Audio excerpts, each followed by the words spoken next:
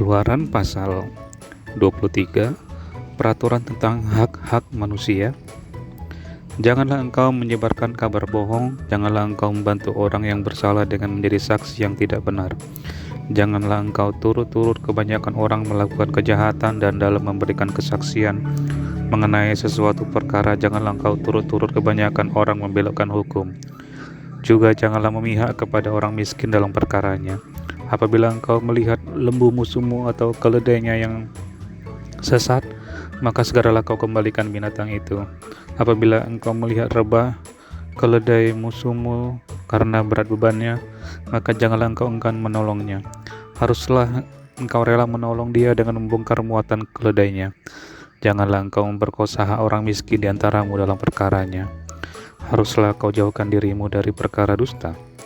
Orang yang tidak bersalah dan orang yang benar tidak boleh kau bunuh, sebab aku tidak akan membenarkan orang yang bersalah. Suap janganlah kau terima, sebab suap membuat buta mata orang-orang yang melihat dan terbalikkan perkara orang-orang yang benar. Orang asing janganlah kau tekan, karena kamu sendiri telah mengenal keadaan jiwa orang asing, sebab kamu pun dahulu adalah orang asing di tanah Mesir. 6 tahun lamanya engkau menabur di tanahmu dan mengumpulkan hasilnya. Tetapi pada tahun ke-7 haruslah engkau membiarkannya dan meninggalkannya begitu saja, supaya orang miskin di antara bangsamu dapat makan, dan apa yang ditinggalkan mereka haruslah dibiarkan dimakan binatang hutan. Demikian juga kau lakukan dengan kebun anggurmu dan kebun zaitunmu. 6 harilah lamanya engkau melakukan pekerjaanmu, tetapi pada hari ke-7 haruslah engkau berhenti, supaya lembu dan keledaimu tidak bekerja, dan supaya anak budakmu perempuan dan orang asing melepaskan lelah. Dalam segala hal yang kufirmankan kepadamu, haruslah kamu berawas-awas. Nama Allah lain jangan kamu panggil, janganlah nama itu kedengaran dari mulutmu. Ayat ke-14, peraturan tentang kebaktian dan hari-hari raya.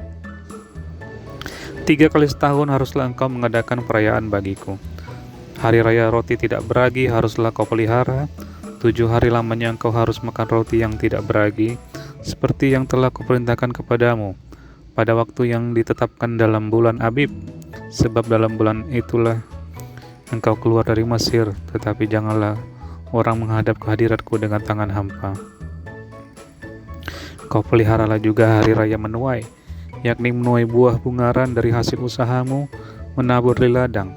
Demikian juga hari raya pengumpulan hasil pada akhir tahun, apabila engkau mengumpulkan hasil usahamu dari ladang. 3 kali setahun semua orangmu yang laki-laki harus menghadap ke hadirat Tuhanmu, Tuhan. Janganlah kau persembahkan darah korban sembelihan yang kepadaku beserta sesuatu yang beragi, dan janganlah lemak korban hari rayaku bermalam sampai pagi. Yang terbaik dari buah bungaran hasil tanahmu haruslah kau bawa ke dalam rumah Tuhan Allahmu. Janganlah kau masak anak kambing dalam susu induknya. Ayat 20, janji dan teguran kepada Israel. Sesungguhnya aku mengutus seorang malaikat berjalan di depanmu untuk melindungi engkau di jalan dan untuk membawa engkau ke tempat yang telah kusediakan. Janganlah dirimu di hadapannya dan dengarkanlah perkataannya. Janganlah engkau mendurhaka kepadanya, sebab pelanggaranmu tidak akan diampuninya, sebab namaku ada di dalam dia. Tetapi jika engkau sungguh-sungguh mendengarkan perkataannya dan melakukan segala yang kufirmankan, maka aku akan memusuhi musuhmu dan melawan-lawanmu. Sebab malaikatku akan berjalan di depanmu dan membawa engkau kepada orang Amori, orang Het, orang Feris, orang Kanaan, orang Hewi, dan orang Yebus, dan aku akan melenyapkan mereka. Janganlah engkau sujud menyembah kepada Allah mereka atau beribadah kepadanya, dan janganlah engkau meniru perbuatan mereka, tetapi haruslah engkau memusnahkan sama sekali patung-patung berhala buatan mereka, dan tugu-tugu berhala mereka haruslah kau remukkan sama sekali. Tetapi kamu harus beribadah kepada Tuhan Allahmu, maka Ia akan memberkati roti makananmu dan air minumanmu, dan aku akan menjauhkan penyakit dari tengah-tengahmu. Tidak akan ada di negerimu perempuan yang keguguran atau mandul. Aku akan menggenapkan tahun umurmu. Kengerian terhadap aku akan kukirimkan mendahului engkau. Aku akan mengacaukan semua orang yang kau datangi, dan aku akan membuat semua musuhmu lari membelakangi engkau. Lagi aku akan melepaskan tabuhan mendahului engkau, sehingga binatang-binatang itu menghalau orang Hewi, orang Kanaan, dan orang Het itu dari depanmu. Aku tidak akan menghalau mereka dari depanmu dalam 1 tahun, supaya negeri itu jangan menjadi sepi, dan segala binatang hutan jangan bertambah banyak melebihi engkau. Sedikit demi sedikit aku akan menghalau mereka dari depanmu, supaya engkau beranak cucu sedemikian, hingga engkau dapat memiliki negeri itu. Aku akan menentukan batas daerahmu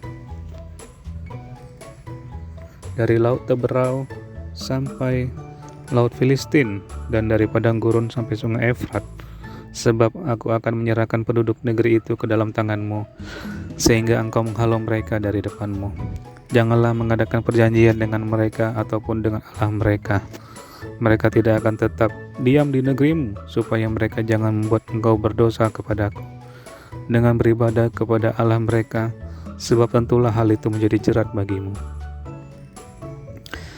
Keluaran pasal ke-24, upacara pengikatan perjanjian antara Tuhan dengan bangsa Israel. Berfirmanlah ia kepada Musa, naiklah menghadap Tuhan engkau dan Harun, Nadab dan Abihu, dan 70 orang dari para tua-tua Israel, dan sujudlah kamu menyembah dari jauh. Hanya Musa sendirilah yang mendekat kepada Tuhan, tetapi mereka itu tidak boleh mendekat, dan bangsa itu tidak boleh naik bersama-sama dengan dia. Lalu datanglah Musa dan memberitahukan kepada bangsa itu segala firman Tuhan dan segala peraturan itu. Maka seluruh bangsa itu menjawab serentak, segala firman yang telah diucapkan Tuhan itu akan kami lakukan. Lalu Musa menuliskan segala firman Tuhan itu. Keesokan harinya pagi-pagi didirikannya lah mezbah di kaki gunung itu dengan 12 tugu sesuai dengan ke-12 suku Israel. Kemudian disuruhnyalah orang-orang muda dari bangsa Israel. Maka mereka mempersembahkan korban bakaran dan menyembelih lembu-lembu jantan sebagai korban keselamatan kepada Tuhan. Sesudah itu Musa mengambil sebagian dari darah itu lalu ditaruhnya ke dalam pasu. Sebagian lagi dari darah itu disiramkannya pada mezbah itu. Diambilnyalah kitab perjanjian itu lalu dibacakannya dengan didengar oleh bangsa itu, dan mereka berkata, segala firman Tuhan akan kami lakukan dan akan kami dengarkan. Kemudian Musa mengambil darah itu dan menyiramkannya pada bangsa itu serta berkata, inilah darah perjanjian yang diadakan Tuhan dengan kamu berdasarkan segala firman ini. Dan naiklah Musa dengan Harun, Nadab dan Abihu dan 70 orang dari para tua-tua Israel. Lalu mereka melihat Allah Israel, kakinya berjejak pada suatu yang buatannya seperti lantai dari batu nilam dan yang terangnya seperti langit yang cerah. Tetapi pada pemuka-pemuka orang Israel itu tidaklah diulurkan tangannya. Mereka memandang Allah lalu makan dan minum. Ayat ke-12, Musa di Gunung Sinai. Tuhan berfirman kepada Musa, naiklah menghadap aku ke atas gunung dan tinggallah di sana, maka aku akan memberikan kepadamu loh batu, yakni hukum dan perintah yang telah kutuliskan untuk diajarkan kepada mereka. Lalu bangunlah Musa dengan Yosua abdinya, maka naiklah Musa ke atas gunung Allah itu. Tetapi kepada para tua-tua itu ia berkata, tinggallah di sini menunggu kami sampai kami kembali lagi kepadamu. Bukankah Harun dan Hur ada bersama-sama dengan kamu? Siapa yang ada perkaranya datanglah kepada mereka. Maka Musa mendaki gunung dan awan itu menutupinya. Kemuliaan Tuhan diam di atas gunung Sinai dan awan itu menutupinya 6 hari lamanya. Pada hari ke-7 dipanggilnyalah Musa dari tengah-tengah awan itu. Tampaknya kemuliaan Tuhan sebagai api yang menghanguskan di puncak gunung itu pada pemandangan orang Israel. Masuklah Musa ke tengah-tengah awan itu dengan mendaki gunung itu. Lalu tinggallah ia di atas gunung itu 40 hari dan 40 malam lamanya.